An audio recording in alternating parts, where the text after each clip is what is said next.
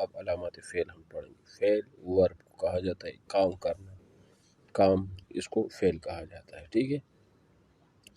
تو اس کی بھی کچھ علامات ہوتی ہیں جس کی وجہ سے اس کی پہچان ہوگی۔ علامات کس کے کہا جاتا ہے؟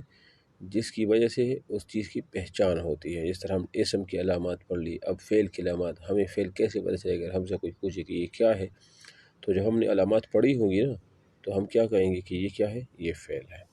تو یہ کہتے ہیں کہ سب سے پہلے یہ ہے کہ قد اس کی شروع میں ہو، لفظ قد نہیں ہوتا، جیسے قد ضربا، تو یہ قد جو ہے نا یہ فعل پر ہی داخل ہوتا ہے، لہذا یہ فعل کی علامت ہے۔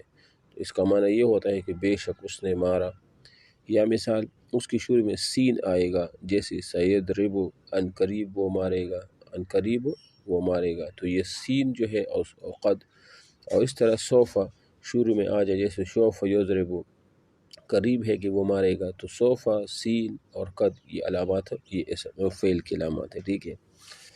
چوتھا علامت جو ہے نا وہ جزم ہے، حرف جزم داخل ہو، جیسے لم یضرب، یہ جو حرف لم ہے نا، یہ لم، یہ کیا ہے؟ یہ بھی فعل کی علامت میں سے ہے، جہاں بھی یہ داخل ہوگا یہ فعل پر داخل ہوگا، سمجھ آ رہی ہے؟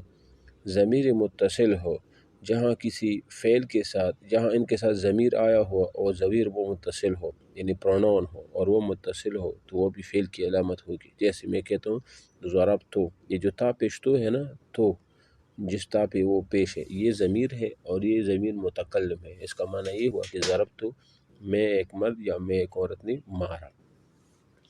اور یا تائے ساکن ہو آخر میں، یعنی تا ہو وہ متحرک نہ ہو بلکہ اس پر کیا ہو، یعنی کہ زبر زیر نہ ہو، ساکن ہو، جیسے ضربت، یہ جو تا ہے نا یہ ساکن ہے، تو یہ بھی علامت فعل کی ہے اور یہ مؤنث کی علامت بھی ہے، ٹھیک ہے نا۔ امر ہو، یعنی وہ صیغہ ہو امر کا، جیسے اضرب، تو مار، نہیں ہو مثال جیسے لا تضرب، تو نہ مار، تو یہ سارے کی ساری علامات کیا ہے؟ یہ فعل کی ہیں۔ یہ ہو گیا فعل کی علامت۔ اب آ جاتے ہیں حرف۔ حرف کسے کہا جاتا ہے؟ حرف کی علامت یہ ہے، اب حرف کی بھی تو علامت ہوگی نا، تو یہ حرف کی علامت بتا رہے ہیں کہ اس میں اسم اور فعل کی علامت نہ پائی جائے، یعنی جس میں اسم اور فعل کی علامت نہ پائی جائے تو وہ حرف ہوگا۔ اور حقیقت میں یہ ہے کہ کلام میں حرف مقصود نہیں ہوتا، بلکہ وہ محض ربط کا فائدہ وہ دیتا ہے۔ یعنی جو کلام ہوتا ہے نا، ویسے اس میں مقصودی طور پر حرف تو ہوتا نہیں ہے، لیکن حرف اتنا کام کرتا ہے کہ دو اسموں کو جوڑ لیتا ہے، ایک اسم ایک فعل کو جوڑ لیتا ہے، یعنی جوڑنے اور ربط کا کام دیتا ہے۔ مثال جیسے میں مثال ادھر دی ہے نا کہ زید فی الدار، زید گھر میں ہے، اب زید فی الدار، اب فی یہاں پر حرف ہے، زید بھی اسم ہے، دار بھی اسم، اگر فی نکال لیں تو پھر معنی صحیح نہیں بنے گا۔ پھر میں کہوں گا زید الدار، زید گھر ہے، تو زید گھر میں ہے، تو یہاں زید بھی اسم، الدار الف لام اس پر یہ بھی اسم، دونوں اسم کس نے جوڑا ہے؟ فی نے جوڑا ہے۔ اب سمجھ آ گئی میری بات ہے؟ یا جیسے دوسری مثال ہے کہ کتبت بالقلم، کہ میں نے لکھا قلم کے ذریعے۔ اب کتبت فعل فاعل ہے، قلم یہ بھی اسم ہے، با حرف جار ہے، یہ حرف ہے۔ ہاں با نے کیا کر دیا ہے؟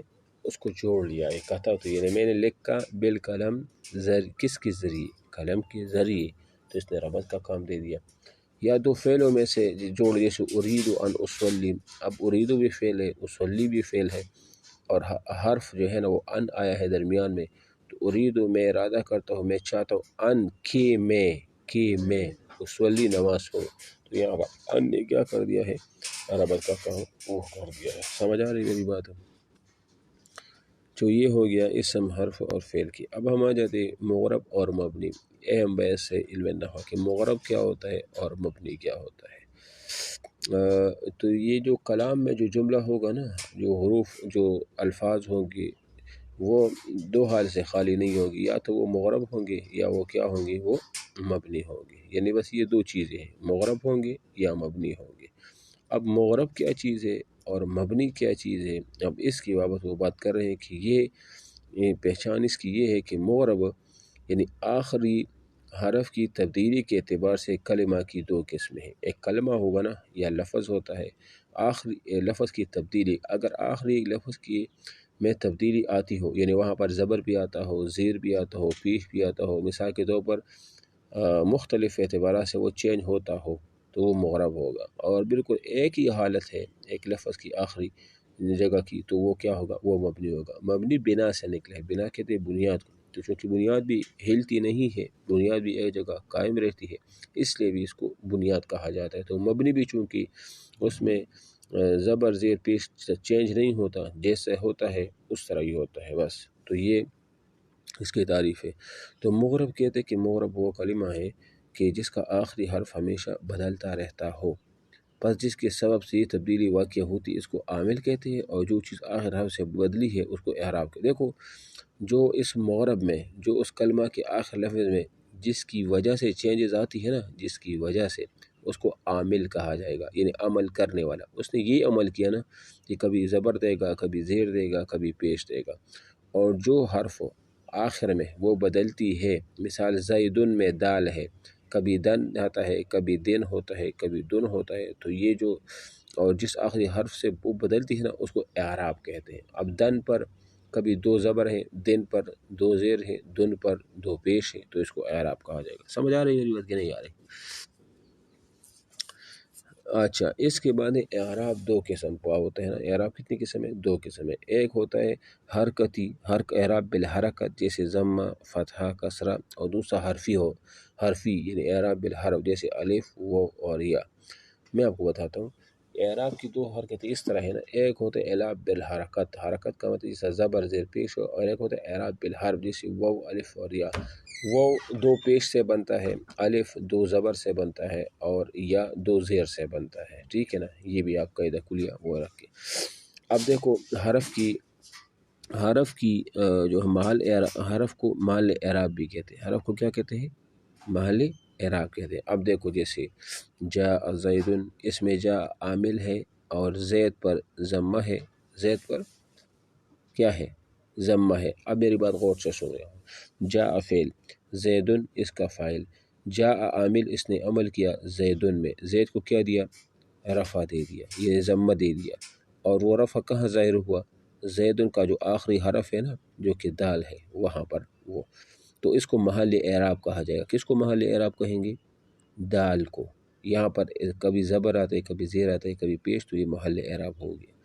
یہ دوسری مثال میں آپ دیکھیں رأیت زیدن میں رأیت عامل ہے اور زید پر فتحہ ہے، تو کیا مطلب؟ رأیت عامل ہے، اس نے عمل کیا زید کو، کیا زید پر عمل کیا؟ زید میں یہ عمل کیا کہ زید کو فتحہ دے دیا، یعنی زبر دے دیا، اور یہ جو دال ہے نا یہ آخری حرف ہے، یہاں پر اعراب چینج ہوا ہے۔ پہلے دن تھا عامل جاء کی وجہ سے، اب دن ہوا رأیت عامل کی وجہ سے۔ سمجھ آ رہی میری بات؟ اور مررت بزیدن میں با حرف جر عامل ہے۔ اب یہاں پر مررت ہے بزیدن، با عامل ہے، با حرف جر بھی ہے، اب زیدن مجرور ہے، اس پر کسرہ ہے، اور دال محل اعراب ہے، دال پر جو ہے نا اعراب چینج ہوا ہے، کس کی وجہ سے؟ با حرف جر کی وجہ سے۔ با حرف جر نے کیا کر دیا؟ زید کے کیا کر دیا؟ مجرور کر دیا، یعنی اس کو زیر دے دیا، پس زید کیا ہوا؟ وہ معرب ہوا۔ کیوں معرب ہے؟ زید کو معرب کیوں کہا جائے گا؟ وجہ بتائے۔ ہیلو، زید معرب ہے کیوں؟